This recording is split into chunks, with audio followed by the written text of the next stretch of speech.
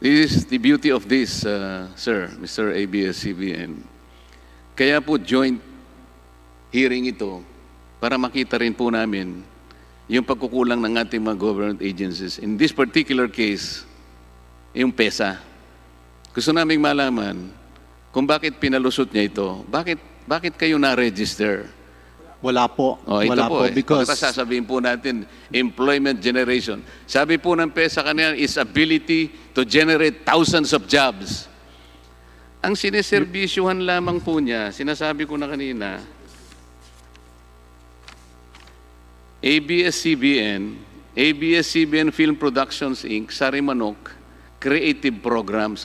Isa lamang po ang kanyang kliyente, ito nga yung ABS-CBN Global Hungary. So kumita po siya 2018 sa Pilipinong peso, 2,679,475,631 pesos. Your Honor, ang ginagawa lang po, Mr. Chair, magbebenta siya sa sarili niya. Kasi siya rin ang may-ari eh.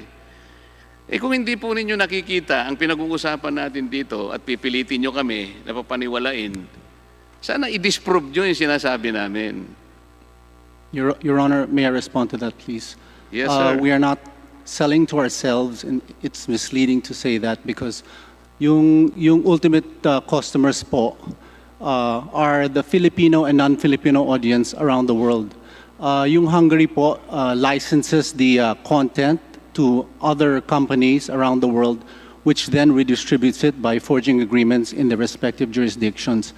That's how Hungary is able to generate foreign exchange, which it then pays to Big Dipper. On the employment question about Big Dipper not generating thousands and thousands of jobs, in the IT sector, typically it's not labor intensive.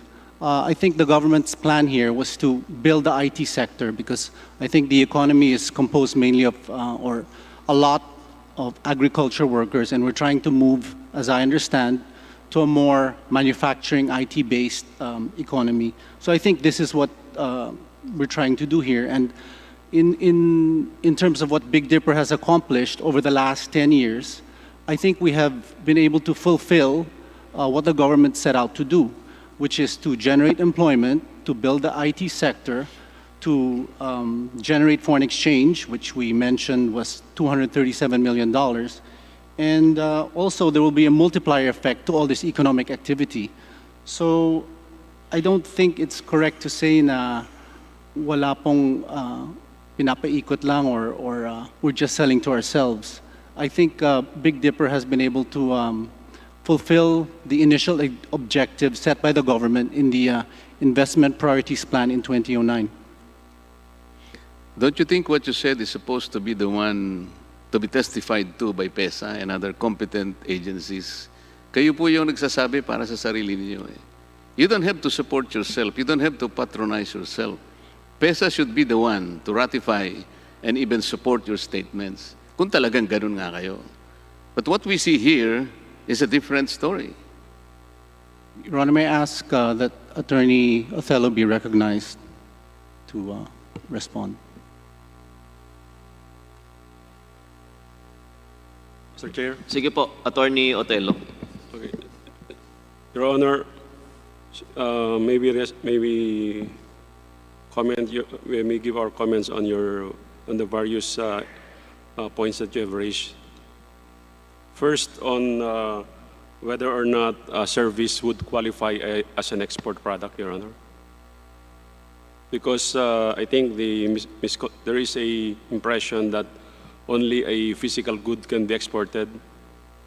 But under our laws, even services may be exported, Your Honor. And that is provided under our PESA law, and in fact, even under the tax code, Your Honor. And also, so that's why under the resolution number 00411 that was passed by PESA law, it allowed the registration of information technology enterprises, Your Honor.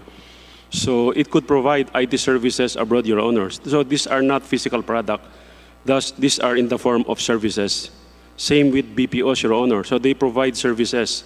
These are considered exports and are entitled to incentives under the PESA law, Your Honor, provided they satisfy the conditions set under our PESA regulations, Your Honor. So in this case, Your Honor, PESA applied for registration, no, of its activities under that regulation, and under the evaluation made by PESA, it qualified, and so it was able to avail, no, of the preferential tax treatment, specifically a income tax holiday for the first 6 years, and after the expiration of the tax holiday, it was allowed to enjoy the 5% gross income tax, just like other qualified locators, Your Honor. Now, as to the point that Big Dipper has only one client abroad, Your Honor, which is also a wholly owned subsidiary, Your Honor, which is Abs-Cbn Global Hungary. Although this is also a wholly owned subsidiary of Abs-Cbn Corp, since this corporation was organized in a foreign country, under Philippine laws, that is considered a non-resident foreign corporation, Your Honor, because we follow the place of incorporation rule. So the nationality of that corporation is a non-resident, Your Honor.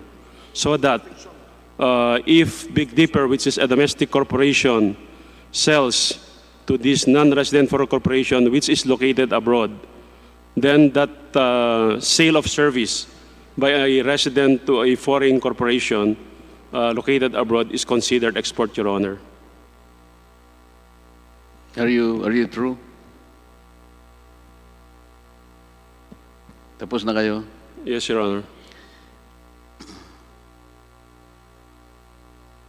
Di ba nakakapagtaka kung bakit sa Hungary po kayo nagpa-register ng ABS-CBN Global KFT?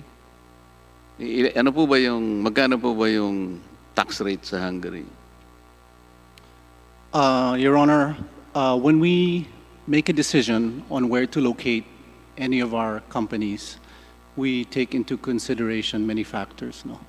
In this case, since Hungary manages the IP, Di po tinatanong ko lang yung tax rate kasi. Your Honor, you mentioned, you mentioned. Ano po yung tax rate sa Hungary? It is 9% currently, Your Honor. Maliit po, di ba? What about ABS-CBN Global Limited, which was registered in Cayman's Island? Magkano po ang tax rate? Wala po, di ba? Tax holidays. Ito po yung problema, Mr. Chair. Alam niyo kung ipagpipilitan po yung sinasabi ninyo na kayo po talagang nagbayad ng correct taxes, madali po nating makita yun eh. Pero kung sasabihin nyo sa amin, i-justify ninyo na kayo po ay PESA, kayo po ba'y consider na PESA locator? Big Dipper is considered a PESA Locator? allocator. ABS-CBN, no. Ayun po eh. Do you know what a locator is? Yes, Your Honor. What is a locator within the meaning of the PESA? A locator is a company that has, for example, land or a building in which a PESA registered company may locate. This is the beauty of this, sir, Mr. ABS-CBN. Kaya po joint hearing ito para makita rin po namin yung pagkukulang ng ating mga government agencies. In this particular case, yung PESA. Gusto naming malaman kung bakit pinalusot niya ito. Bakit kayo na-register? Within the meaning of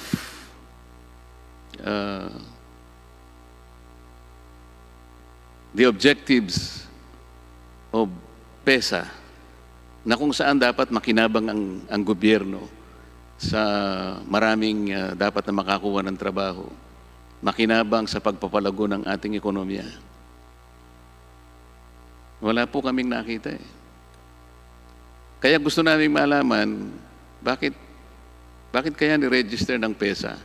Hindi ba dahil lamang dun sa 5% na GIT yung pinag-uusapan namin? Kasi ang laki po ng mababawasan sa inyo eh. Kung hindi kayo registered, sinasabi ko nga kanina, maliwanag na ibe-base po ang pagbabayad nyo ng tax doon sa net income. And easily, ang gagawin po doon, i-slap nila yung 30% CIT. Hindi po nangyari yun eh. Parang ang nangyari, yung gross revenue no, nakalusot na eh. Hindi po ba nyo nakikita yung nakikita namin? Napakasimple po nung analysis dito eh. So, to us, Mr. Chair, Big Dipper was organized to simply act as a subterfuge para magiging understated po yung income as reflected in the difference between the two sets of revenues I presented earlier. Sa gross revenue po ng consolidated and the gross revenue of the parent company Abs-Cbn, there is a difference of 186 billion pesos. This is the most intriguing question, Mr. Chair, that needs to be resolved.